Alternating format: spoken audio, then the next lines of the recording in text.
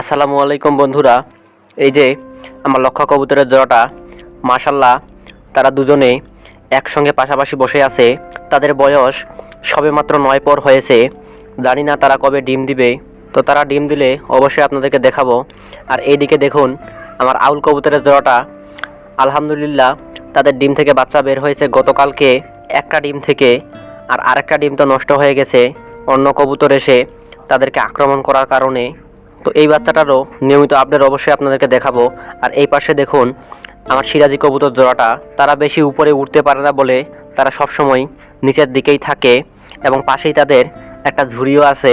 বর্তমানে দিনের কিছু অংশ তারা এই ঝুড়িতেই থাকে এবং দুজনে কু আওয়াজ করে, মনে হচ্ছে ডিম দিবে তারা। তবে কবে দিবে সেটা বলা যাচ্ছে না। ডিম দিলে অবশ্যই আপনাদেরকে দেখাবো। আর এরকম আরও ভিডিও পেতে লাইক, শেয়ার ও ফলো দিয়ে পাশেই থাকুন।